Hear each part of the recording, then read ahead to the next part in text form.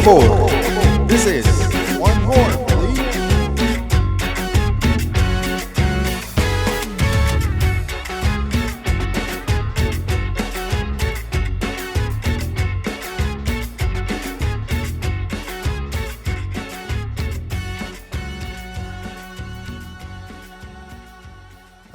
Hey, it's about to start raining, bro. Yeah, I think Like it just started raining a little bit. We were in LA. Now we are back in the Hyperware Studios.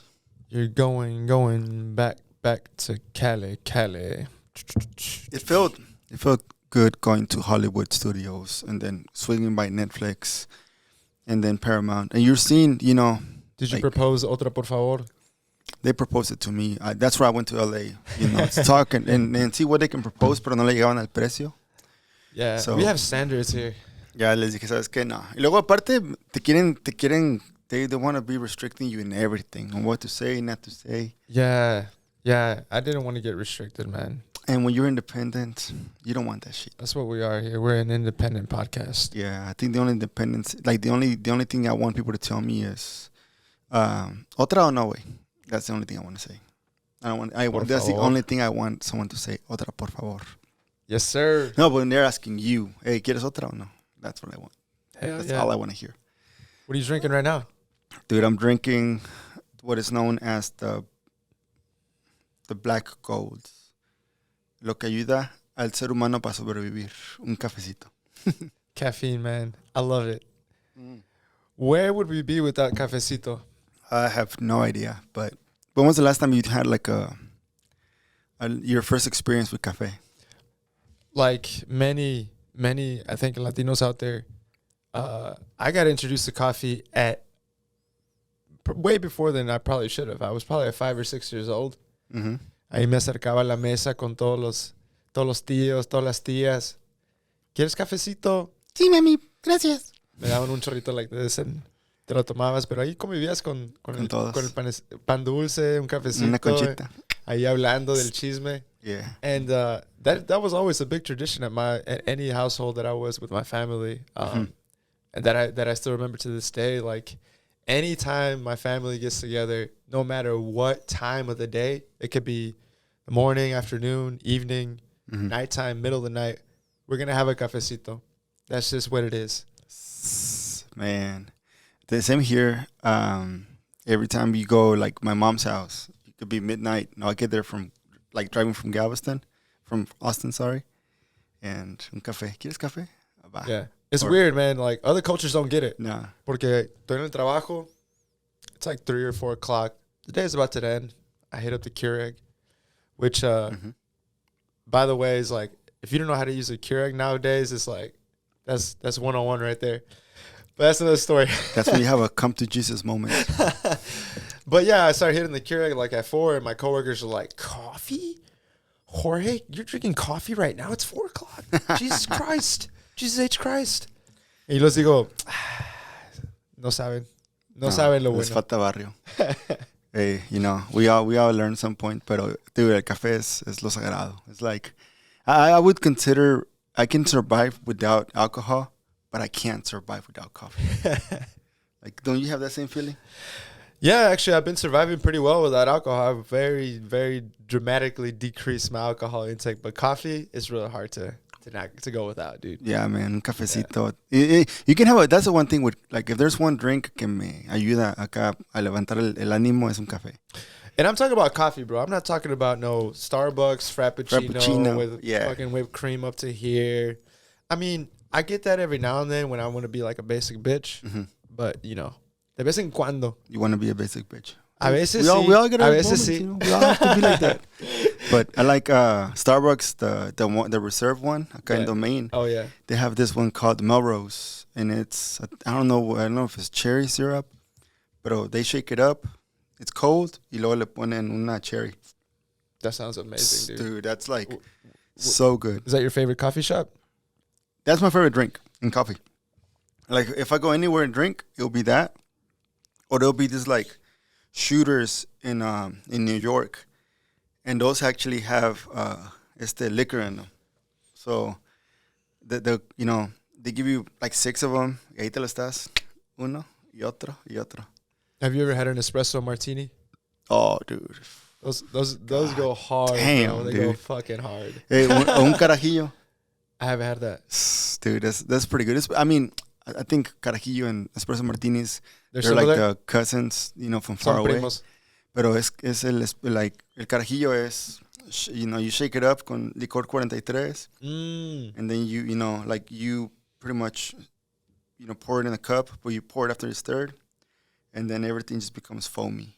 And you don't need this much, that's all you need. And I'm foaming at the mouth just thinking about it. Oh, you would. But yeah, man. Welcome to another episode of Otra, por favor. Otra, por favor. ¿Cómo estás? I'm feeling amazing, dude. Honestly, I have been hitting the gym pretty hard, getting personal records, on the bench, on the squat. Mm-hmm. And really what's been pushing me is the fact that my little bro, he started powerlifting. El Fernando. El Fernandillo. El troqueando acá, ya está poniéndose mamán también. Se está poniendo mamado. Mamey.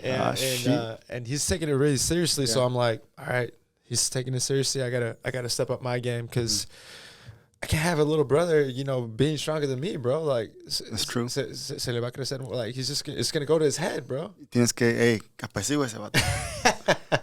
That's good, man. I love him to death, but we really do push each other physically. And dude, other than that, dude, it's been great. Today was actually the last day to early vote. Mm-hmm. So yeah, early voting is now over, right? I did my civic duty.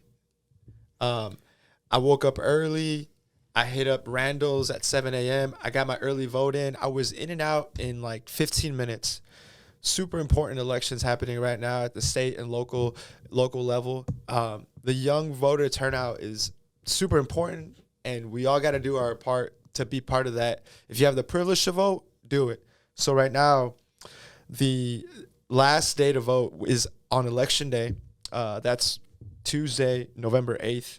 So if you can, go out and make your voice heard in the voting ballot, in the booth. There's nothing more. There's no more thing that gives me more civic pride and of being in a democratic nation, dude. So go out there and vote. That's all I can tell my people. Saludos. Can you repeat again when do you have to go vote and what's going on? Election day is November 8th, so early voting is over. That's your last chance to vote. There are many election areas here open in Austin, so you'll have that one day to vote. I believe they start opening from 7 a.m. and some close up to 9 p.m., but we're going to post a link of all the information as far as where you can vote and what's on the ballot here in Austin, specifically Travis County. But like I said, there's a lot of important state and local elections. Probably the most highly visible election is the governor's race. You got our boy Beto running. Hey man, you know what? It's for Texas. I think we haven't had an election like this in a while. Yeah. So you got the governor's race, you got the lieutenant governor's race, you got the railroad commissioner race. There's a lot of races going on right now, and just go. I recommend that y'all get informed about it. I mean, you hear the word railroad commissioner and you think, oh, it's about trains, but no, it actually has a lot to do with the energy sector here in the state. Yeah, and if everybody has stories about the big freeze that happened in February. What was it 2020? 2021. 2021. Dude, a lot of people were without power, without electricity, without basic needs, even without water. So that was a tough time for the state, and it made us realize, like, oh, these positions of power have a lot of importance, and who we put there and what they're doing to help protect us during those types of situations is a big deal. Not only that, but there's tons of things happening at the federal level, with Supreme Court stances that are kind of getting they're in question or in lieu, in particular with the right to have abortions. That's a huge one right now that the state is holding a lot of power on right now. Yeah, man. Let your voices be heard. For us, is we already know where we stand. We already know who we support. However, at the end of the day, we live in a democratic country, and in a democracy, you're allowed to choose whoever you want. So we don't want Right. to tell you who to vote for. We want to maybe encourage like you Just- and let you know what we think. But at the end of Just the day, participate, man. participate. The worst people are the ones who complain about all this shit. That's the And worst, then they yeah. have that right, that privilege, and don't do anything about it. Yeah, for sure. I agree. Like other places, they can't do what we're doing on Sunday, on Tuesday, the 8th. So that's a blessing. At the end of the day, don't listen to no bullshit like, oh, corruption and voting and this and that. I think what we have in the United States, our infrastructure in the voting process is better than most countries. So we just got to take advantage of that at the end of the day. For sure, man. How you doing, Richie? Dude, I am doing good. I actually, I just, got back from LA on Tuesday. But when I got to the airport, I came back about to go baggage claim, and my luggage is not there. So You lost your luggage? A little bit. I didn't lose them. I waited. I waited there for a little bit, and I'm like, all right, cool. Ahorita vienen y nada. So then I go to the luggage claim. I'm like, hey, I don't have my luggages. Oh yeah, let me check really quick. And they check. Estaban in Tucson, in Phoenix. Sorry, so Phoenix, Arizona. So like ni modo. Estaban con los Tucanes de Tijuana. Con los Tucanes de Tijuana estaban de tour. They didn't get the memo. Like, hey, the closing show is here in Austin. Pero I ended up getting them back on Wednesday night, and thank the Lord. However, my original plan was to travel with just my carry-on, travel light. But on Friday, I got home at like around 3 a.m, and I received an email from the MLS and LAFC that my credential was approved for the game. So I ended up repacking everything to be in the press. That's awesome, dude. So what an opportunity! It was cool, man. It's for sure. I think we can go a little bit into the experience of the game, but it was a pretty cool thing just to go out there and take pictures. Unfortunately, the result we didn't get. One thing that I would say is the last 2 goals that LAFC scored, when they celebrated like right in my face, because I was in the southwest end of the stadium, and Carlos Vela was con sus compadres venían y it's like, you can see me on TV like pretty sad taking a picture. Damn. But putting salt on the wound. Putting salt in the wound. Yeah, that's tough. Man, we'll go into it, man. But damn, dude, I can't wait to hear more about your experiences. And what is it with you and having bad luck with luggages, man? You lost this luggage, man. Right? It comes back, a luggage that you I let go an escalator. You drop down an escalator and knocks your wife over, your newlywed wife over. No, that was before we got married. Oh damn, dude. Well, that's even worse. Yeah, dude. So, dude, I don't know, man. You just tend to, whenever. And the thing is, like, I don't know what can I like say. Like, oh, it was my fault. Like, the other one, like, it literally was my fault. The first one, when I let it just go down the escalator, but. This one right here, it was Southwest, but I got my voucher though. So that's what I was about to say, man. You have little incidents of bad luck, but the good luck that you have, the karma that you get, is always better than the bad luck. Yeah. It's like last week when you didn't get the ticket drawing, you were all freaking out. Y'all should have seen it. The behind the scenes here was intense. Like, it was like 100 degrees here, just standing next to this guy. He was seething. He was breathing way too hard. He was sweating. He was trying to keep it cool because he didn't get a ticket to the game in the first wave. In the first wave of tickets, but he ended up getting a press pass. He ended up going out there, and he loses his luggage, and he ends up getting a voucher. So anytime you get hit, you come back harder, dude. I feel like Mexico's gonna have the same luck. We get hit, but we come back harder. I hope so. So it's the month of November, dude. Like, it's crazy how quick the year is gonna wrap up. Pretty soon, we're gonna be talking about Thanksgiving and Christmas and New Year's. But I don't know, man. What do you got coming up this month? Well, actually, the first thing we have in the month that already occurred by now, it's Dia de los Muertos. I think in America, like in the States, we've been seeing a lot more of that like grow, especially because of the like our generation is actually making that a part of like something we should take serious in consideration. Yeah. and to honor people that have gone. No, that's a great point. I think it's a generational thing. Like it's getting more representation here in the United States, but also in the media too. You know, with with the movies like Coco and like different types of art that have always been there, but have gotten larger and larger platforms. Yeah. But yeah, dude, it was a big deal. And honestly, I had felt kind of bummed out that I didn't make the effort to go to the LA and Austin FC game. But I did it for a very purposeful reason. I knew that it wouldn't have allowed me to make the time to go to Houston. I got the chance to go to Houston earlier this week for Dia de los Muertos because, as we had talked about earlier, man, like our grandmas have both passed away. Mine passed away in May. Yours passed away earlier. Saludos, ¿dónde está abuelita?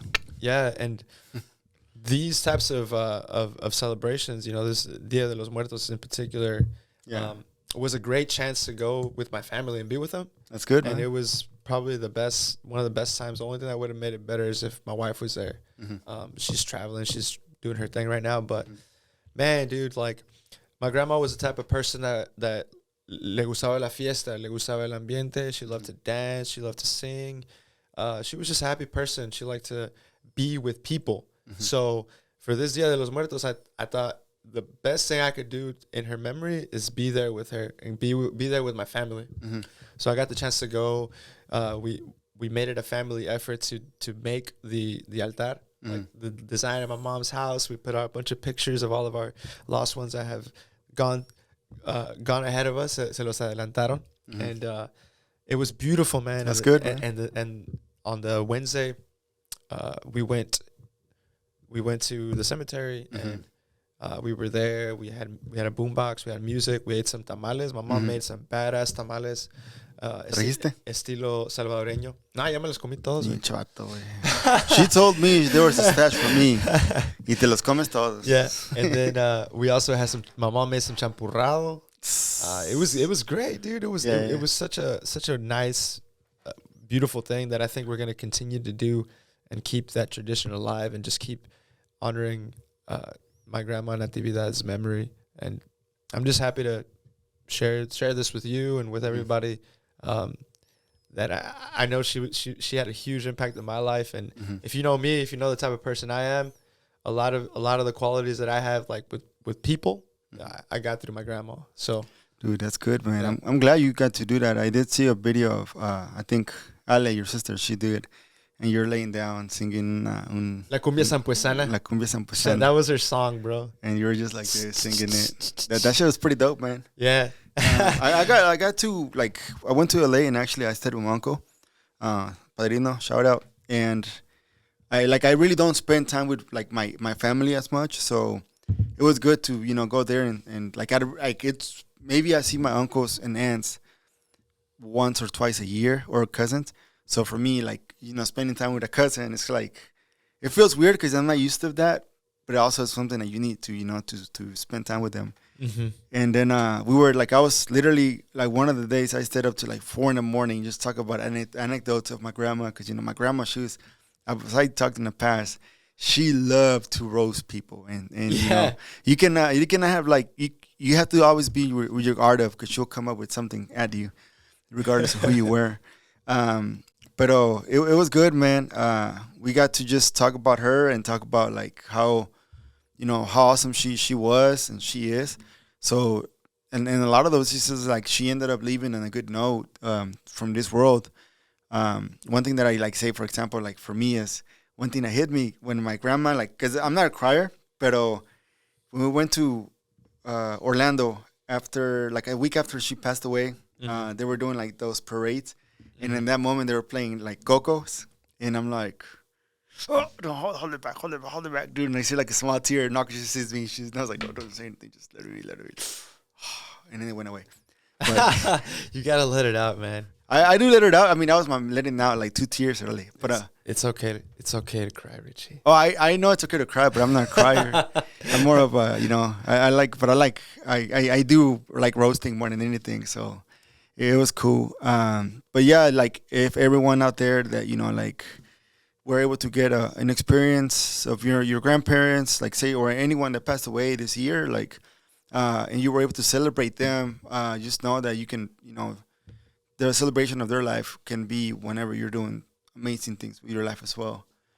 That's what I've always been like. When you're doing something great, like they would appreciate that along with what you do on the specific day, Dia de los Muertos. So, but yeah, man. Other than that, one thing we have literally right around the corner is the World Cup. In Qatar. Qatar. It's a couple of 3 weeks now. Less than that, man. I think it's 16 days. 16 days. So the one thing is, as you guys know, we're gonna have now we are officially known, like they're gonna officially known as fan segments.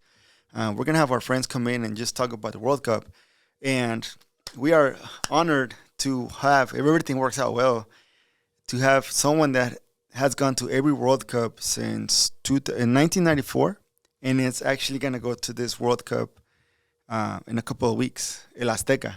It's Esteban Castillo. I'll share the link of his video. He has an amazing story. Yeah.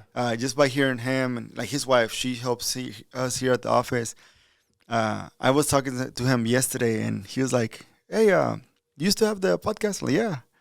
And low-key was hinting, I'm like, "Hey, I want to come and talk about it." So he said he's shut down interviews with other TV networks, and he's only been open to one in a couple of documentaries. But I mean, the fact that he's we're gonna have him here, it'll be great. That's awesome, dude. No, this guy is truly Mexican national squad royalty when it comes to fan to the core. And we're so excited to share his story with y'all. We're gonna share that Vice video where he was featured. Right. But dude, I'm excited that I feel honored. I can't wait to have him next week, and I can't wait to just talk about World Cup memories and things, because I don't know about you, man, but the World Cup takes something special from your it leaves an imprint in your mind and your memory. You can literally recall where you were at every World Cup since you can form that memory. Do you feel like your life revolves around the timings of years? You revolve it based on when the World Cup or Copa America was going on? Sometimes I do. Sometimes I'm like, how long have I been working here? I've been working here for 5 years. Oh, damn, that's a whole World Cup cycle. I need to switch it up, right? No, I think about that stuff too. But really, one of the things that I recall the most is just the times that I had with my dad and watching World Cups with him, because he's the one who got me into the sport of football. And I never forget, we're on a family vacation. And we're staying not in a hotel or something, and he's trying to record the 2002 Korea Japón Italy Mexico game, and he can't figure out the VCR. So he's like, "Man, you know what? I got this big ass camcorder thing." So it's one of those cámaras estas, you put it on your shoulder. Yeah. He's literally recording the TV and watching the game at the same time. And I'm next to him. And, of course, who could forget el golazo de Jared Borghetti, el que metió de cabecita contra Italia, where he gets the pass from Cuauhtémoc Blanco. God damn, dude. Perfect dime. And the recurso sacó, he just did the three, I don't know, 180, 360, whatever it was, header that left Buffon like a statue. Because he didn't see it coming. Dude, that was an incredible moment. I remember my dad was just shaking the camera oh, we were just screaming. It was 2 or 3 a.m., something crazy, dude. On the playback, when you watched it, did the camera go like this after the goal? Oh, my gosh, dude. To find those VHS would be interesting, man, because I know we have them saved somewhere in some epic, but I'm pretty sure. Those are the type of things that you take forever, and you always remember it. And I'm going to tell you, I'm gonna tell my kids one day and grandkids maybe one day about this story, about this goal in the World Cup, 2002 Korea Japón World Cup. Dude, I think my first World Cup experience was 1994, because 86 I was just born. El 90 por los cachurules no fue México, pero the one that I got to just experience, and it was an afternoon. It was the one here in the States, and they literally closed down because classes were still going on till July, so they literally just closed down all the classes, and they all went to a big room and just watched the games there. So it was pretty cool, man. And you got to experience Mexico tying with Italy and beating Ireland and losing to Norway and losing to Bulgaria. It was a heartbreak that Bulgaria game. But hey, man, you know what? It's even if we lose, like there's one thing like they're saying like the Mexican people have is just traen el ambiente al mundial. Yeah, they bring the party. Now hopefully we have to behave on this one because there's gonna be a lot of arrests if we don't. Fuck Qatar, dude. Like that's such a bad. I think why are we having a World Cup? Yeah, it sucks. We all know why. Yeah, but it's fucked up. I wish it was different. But how about let's take a quick break, and then we'll come back and dive into the LAFC Austin. Just snippets. We're not gonna really get into the game. We already know we lost, and we want to keep it a little. We want to uplift the hearts instead of just like bringing back the hangover. So we'll be right back in a second.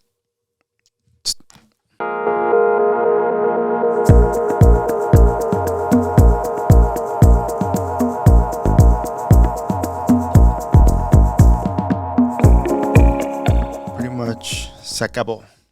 Se acabó. Like that song, man.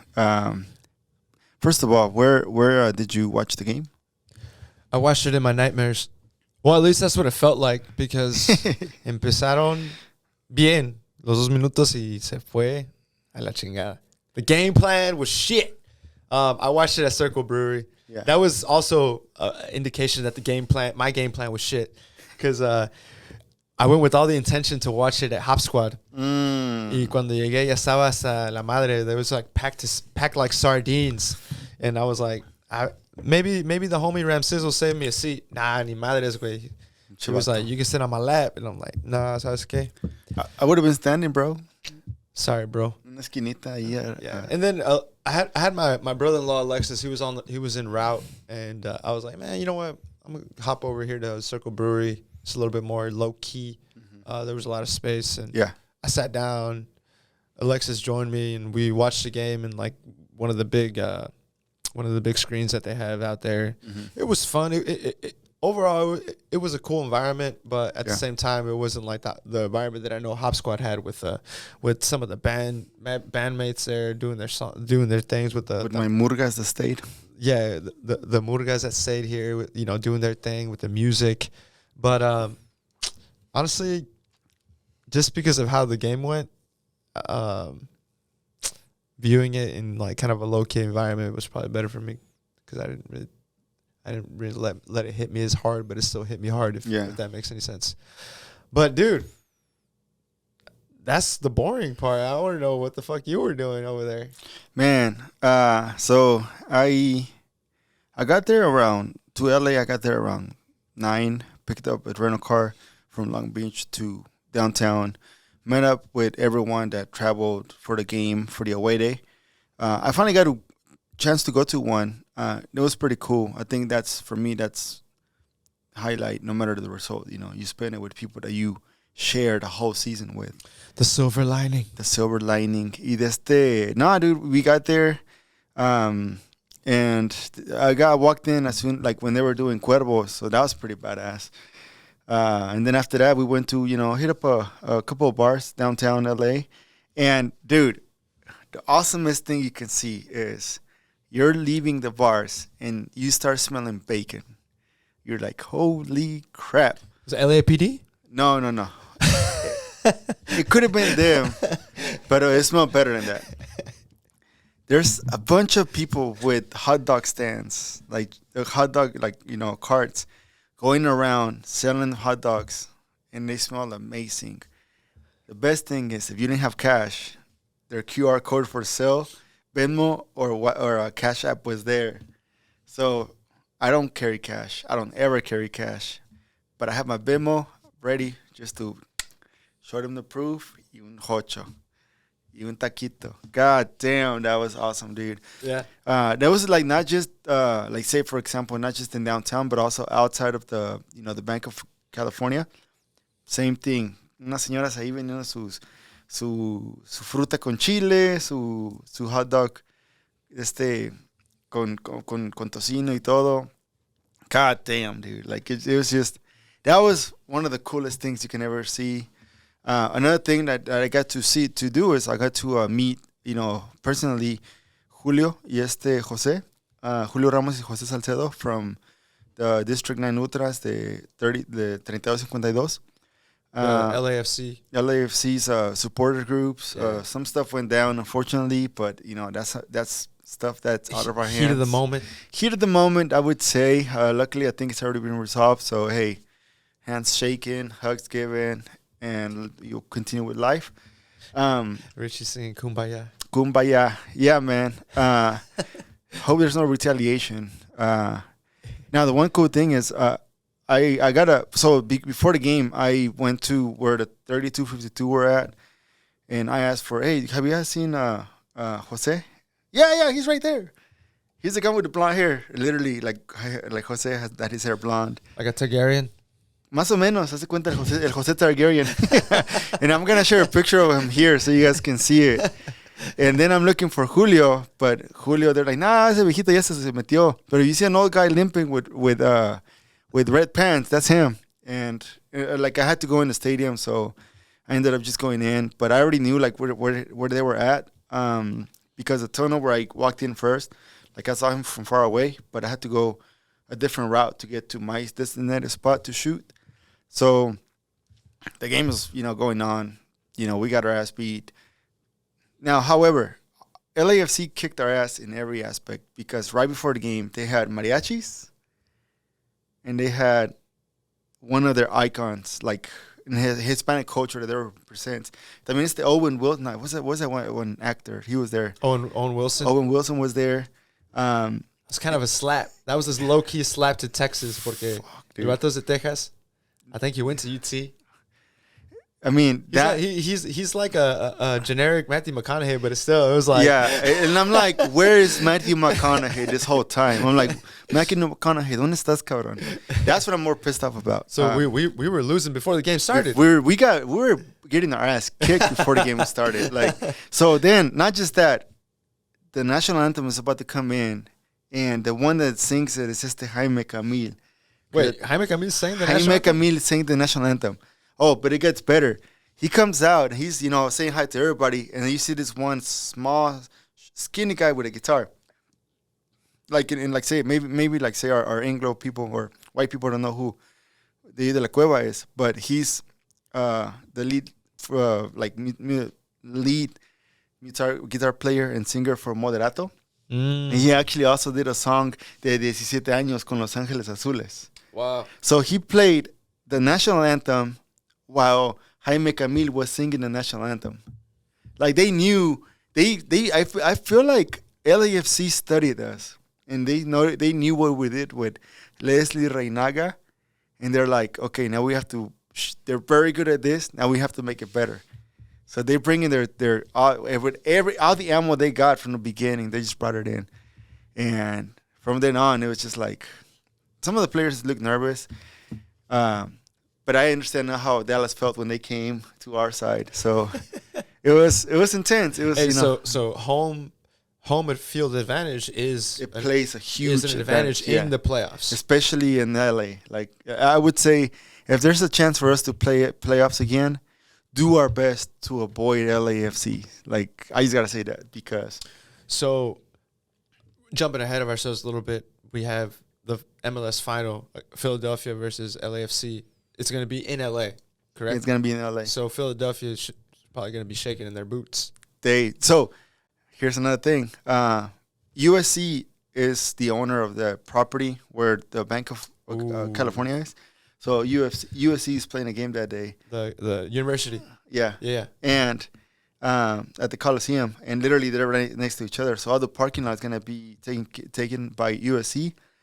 However, what they're doing is they're encouraging their fans to, one, they can't find tickets like they normally do. They have to buy it through the MLS. And two, they're going to be parking at the Dodger Stadium and getting transportation from the Dodger Stadium to the Bank of California. So, sounds like regardless, they're gonna roll deep. I think my take is we lost, and this loss in every aspect is a learning lesson that we just have to understand what we can do to improve it. For me, it was such a disappointing finish to an amazing season. Mm-hmm. The fact that we hardly got any shots off, we hardly got any plays that looked dangerous. We didn't look dangerous. Mm-hmm. Driussi couldn't. He looked frustrated. The team looked frustrated. Like they couldn't string more than 3 passes or passes across their own half. LAFC, my respects to them. They came and really stifled us, line for line, and so much so that our attacking players would have to drop deep and then just. No nos dieron la pelota. When we don't have the ball, we're depending on a counter that just is not gonna happen. Like, it was tough. The first goal LA scored with Jite losing his man, getting scored on. You would think someone like Jite, big, physical, would be able to defend on a corner. No. And then the goal with Maxi Urruti coming in right when he came in. He gets that unfortunate header. Yeah. Own goal. Like, that's the stuff of nightmares, dude. That's the stuff of nightmares. Like, it's tough. It was tough to see. The no call penalty on Fagundes. I think that would have turned things around if that call would have gone. Right. I agree that could have given us a little bit of momentum.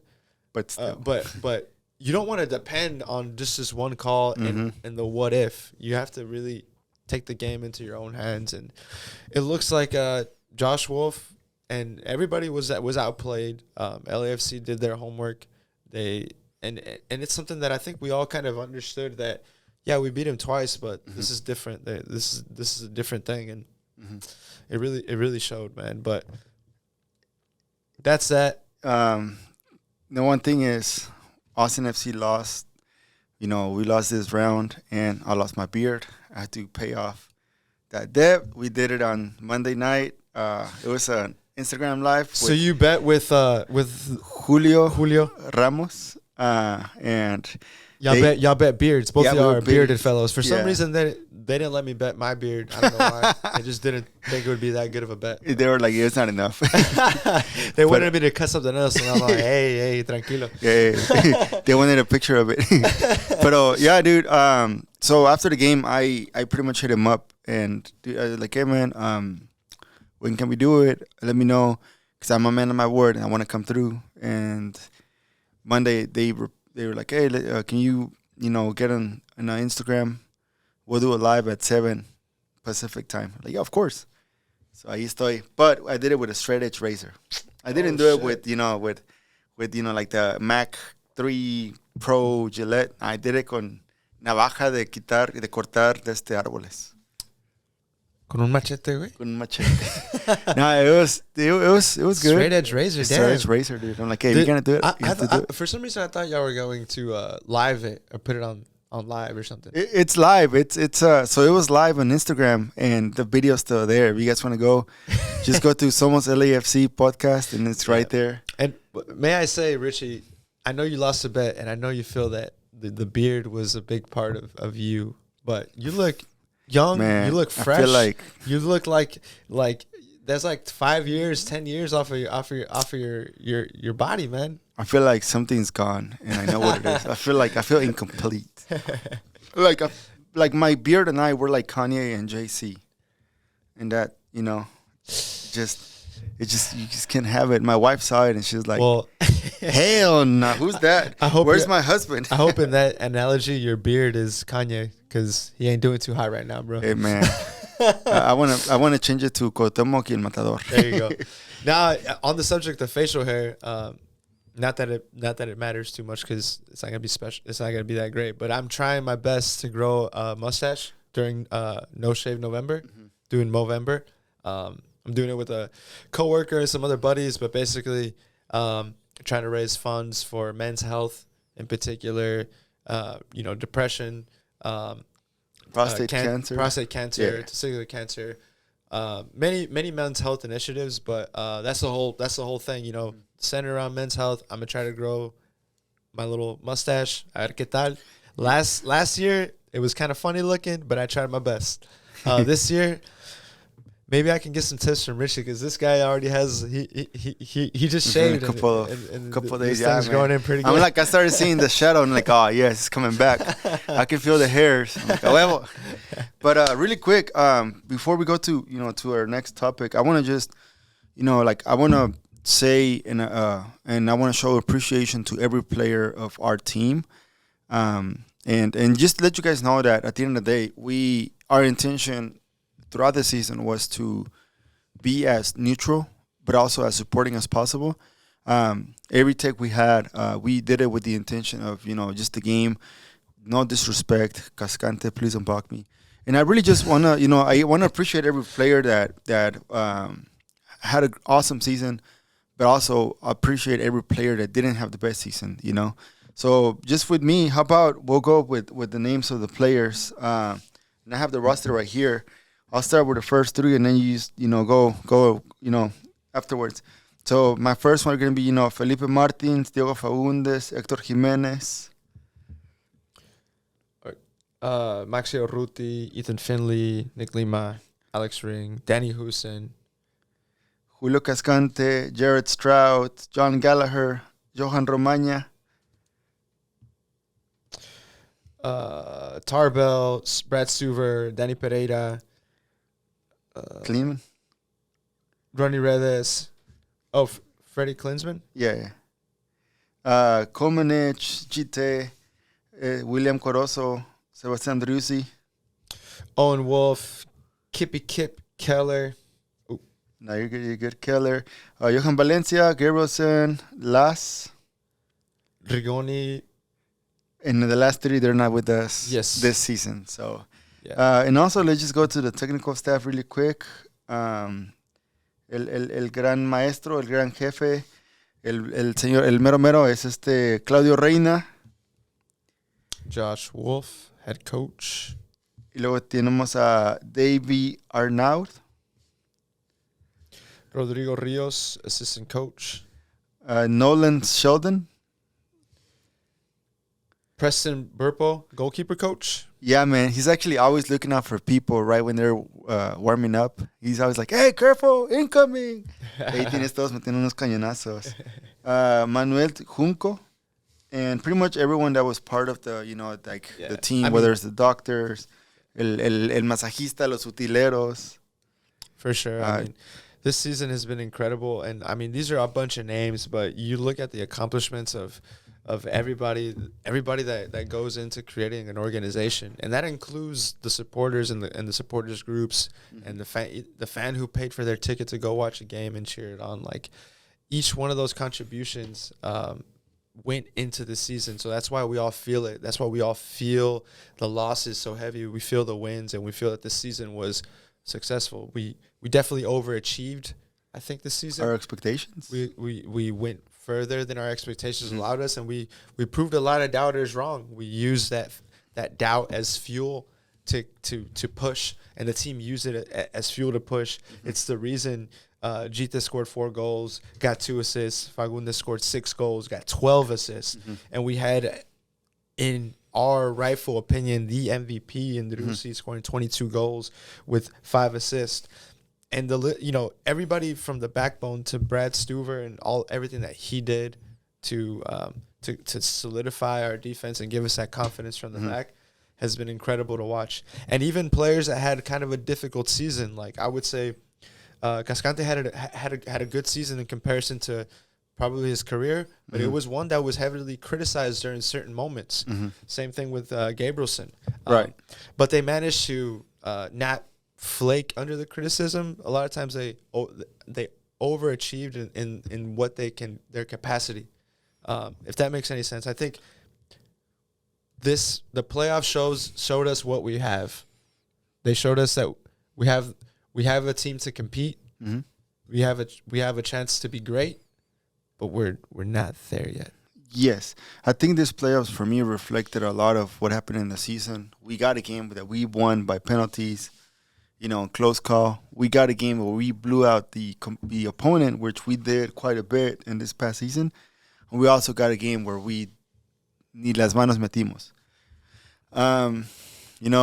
it's se acabó, pero se viene lo bueno, because 2023 season brings the regular season, brings the League Cup, and brings the fact that we are also qualified to the CONCACAF Champions League. Yeah, a lot of big challenges and tests coming for us in FC in this next calendar year, and one can just hope that they learn from the season and they really start to put the pieces together for something more solid, specifically in the defense. In my opinion, something that gives us more solidity in our centrales, in our fullbacks, because we saw what Brad Stuver did against LAFC. He easily stopped what could have been maybe 2 or 3 more goals.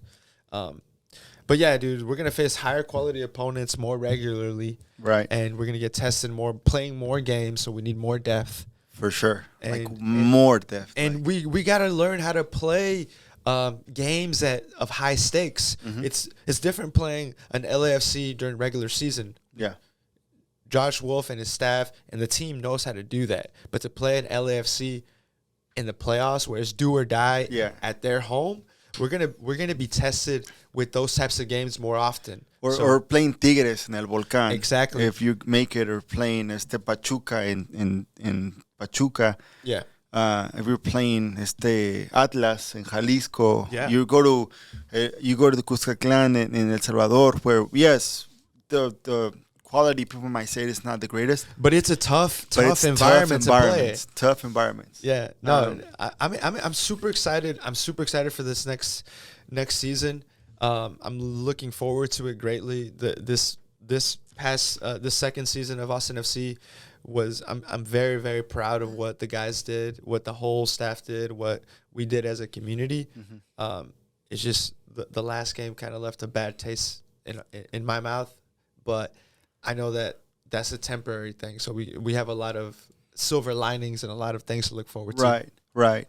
Yeah, and I'll share, just like in this episode, I'll share a couple of pictures of, like the experience and yeah, man, it was it's a season to remember. I think the second season we went to conference finals. I would call it more like the semifinales, pero I'm looking forward to the CONCACAF Champions League and the League Cup, because I feel like at this moment now, it's for me personally, my opinion, it's time to bring in Mexican players. More so because Mexico is an expert. Yes, this past one, we didn't win the CONCACAF Champions League, but before that, Mexico dominated this tournament for a while.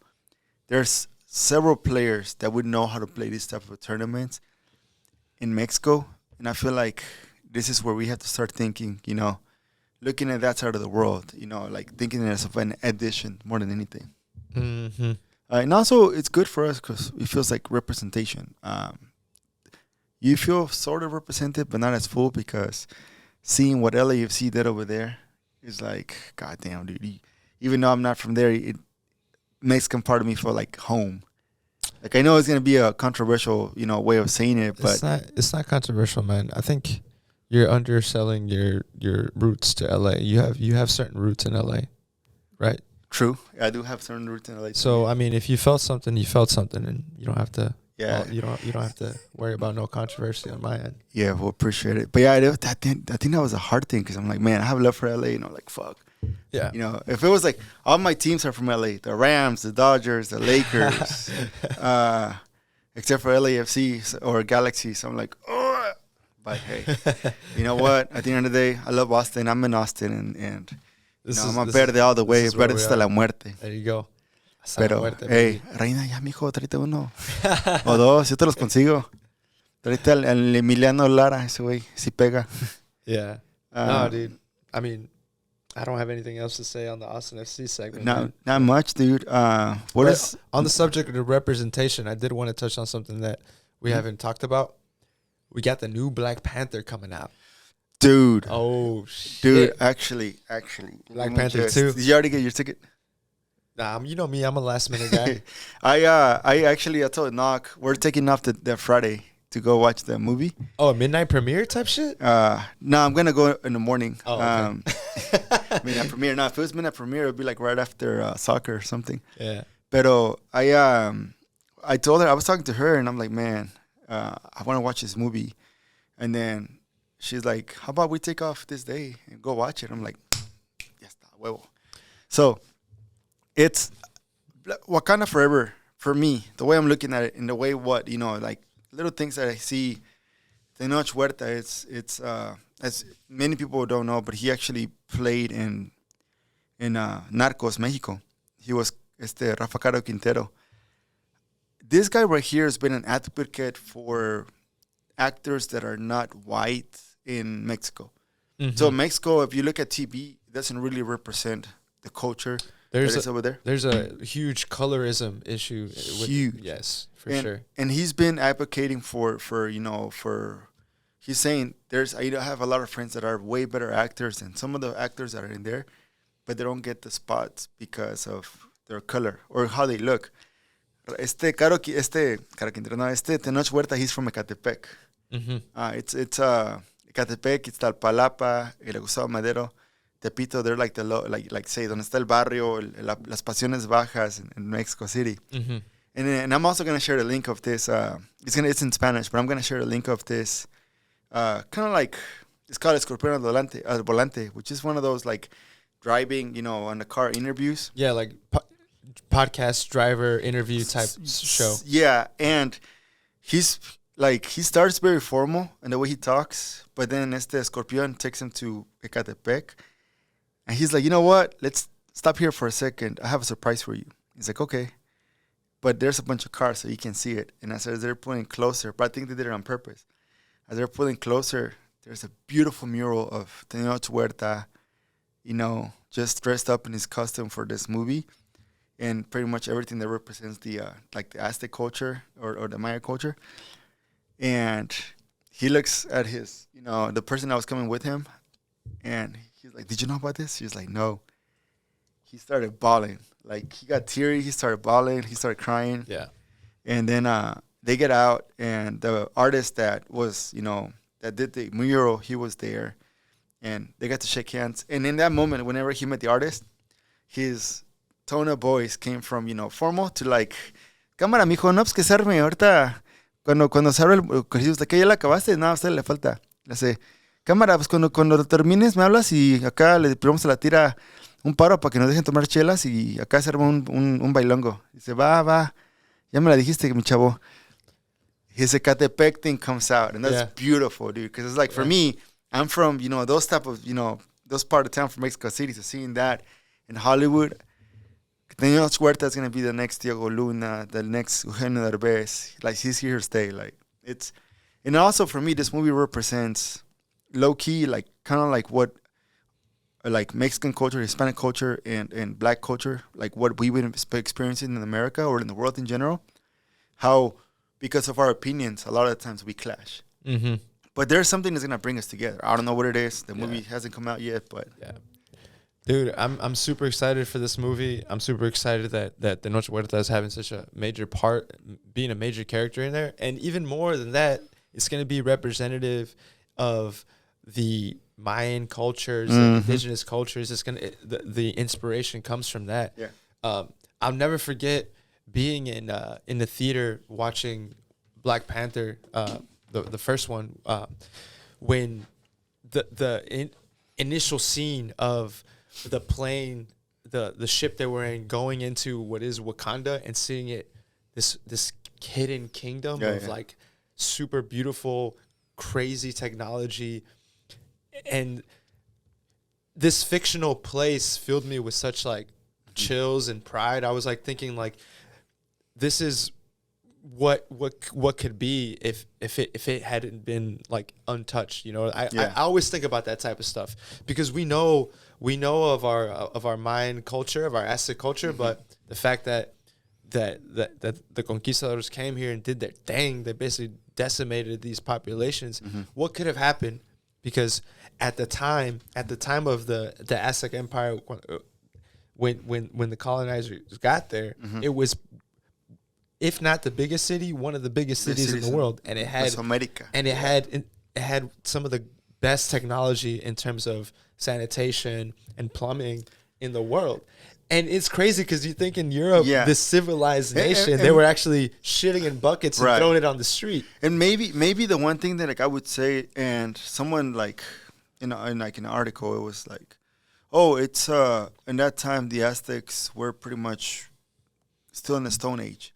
Yes, but with better infrastructure than what you guys had with Right. all your technology. Right. Dude, one of my favorite comedy bits is like when they talk about the pyramids of Egypt. Mm-hmm. They're like, oh, for the pyramids of Egypt, there's all these shows that say, people didn't build that. Aliens built that. Aliens. But when it comes to the Mexican pyramids, You know they did that shit. nobody questions whether Mexicans built that shit. Mexicans definitely built that shit. Dude, there's one thing that I love, just like from us Mexicans, like somos pedos y somos borrachos y nos peleamos, pero somos trabajadores. Yeah, dude. No nos sacan de trabajadores. Yeah. We're special. It's a special Mesoamerica, like all of it. It's a special culture that shares many things. We talked a little bit about it with our food, with the celebrations we have. But I think that's what you get at when you're like, it's time for us to bring a Mexican player here at Austin FC, because you're getting at that missing piece that we need. Dude, imagine but I'm talking about like a player that represents us, like not just a player que es huevón. A player represents us. We ain't talking about no Héctor Herrera. No, taking like some shots. and that's what I'm saying. Like Emilio Lara. Sorry, this guy would be perfect for our team. Just the way he is, how young and how peerless he is. Like imagine having him and Kip Keller in the defense. A true Aztec warrior. Fuck, dude. Que se la rompan after the game. He'll get like pissed off just because he doesn't like to lose. I'm looking forward to, hopefully, if Reina, you're hearing this. I know we talked and we had a coffee one day in my dream. But yeah, man, I think, and I really want Wakanda Forever and this Tenoch Huerta part. I want everyone that is, like say in Central America in specific, and in Mexico, to feel part of it, because the Mayan culture actually expands all the way to Central America. It doesn't stop in Chiapas. It expands all the way down to, I believe, El Salvador, if I'm not mistaken. So I think that's one thing that I want everybody just to feel like embraced from it, because that's your culture right there as well. Yeah, and like Richard was saying about the Tenoch, like he's done a lot of I know he's done a lot of activism to combat that colorism issue in Mexico. It's beautiful to see him speak so pridefully of like the color of his skin and the roots, and not really embrace it to that way where it's not like, we're not similar to. We're not Spanish. We're not like Portuguese. No, we're Mesoamerican. We're Mexican. We're indigenous. Mm-hmm. That's a beautiful thing to see, and I hope that we see that opens more doors for other actors. And we're gonna bring our Tenoch Huerta and Namor shirts next week. Hell yeah, bro. Hey, speaking of, hopefully everything works out. We're gonna have our boys Luis Angulo and Joe Corral. Oh shit, that's gonna be a badass episode. We're super excited to have these local Austin artists doing amazing things that have done amazing things for the Austin FC community with their work on the murals and tifos and even with some Cap Metro projects, dude. Like that's goddamn, dude. I'm looking forward to it. At first, it was cool because a little bit was just more like the way I looked at it is, instead of having them by themselves in a separate episode, having them in and talking about a tifo, which is a unique project that they both have created. Right. It'll be awesome. Yes. It'll be cool. Little future. And then look into the future. Yeah, man. Look into the future. We have El Azteca, and also in the fan segment part, we're gonna include the link of the the form you guys can fill out if you guys want to be part of the talks of the World Cup. And we're gonna start pretty much doing those talks, small segments, ASAP from here to the World Cup's over. So just check it out. We'll drop the link. And is there anything else you want to add to this episode? No, man. This was great. Thank you for all those who listen to us. Please continue to share our stories and share our episodes with your friends and family. We really appreciate you giving us our opportunity to have these special moments where we can talk to you directly to the camera and, you know, form that connection. Because, you know, we're all about stories here, man. We love our community. We love our people. Yeah. And we cannot wait to continue to do this and bring you excellent content. Hell yeah, man. Thank you for everyone that has listened to our episodes. Just don't forget to share, like, subscribe. And we do this for y'all. And hopefully the people that have come, they've experienced what we're about. And, you know, we're just dudes that like to have good conversations and hang out. So that's what it's all about. Don't forget to vote. Don't forget to vote. Se cuidan, se portan bien. Adiós y arriba la América. Oof.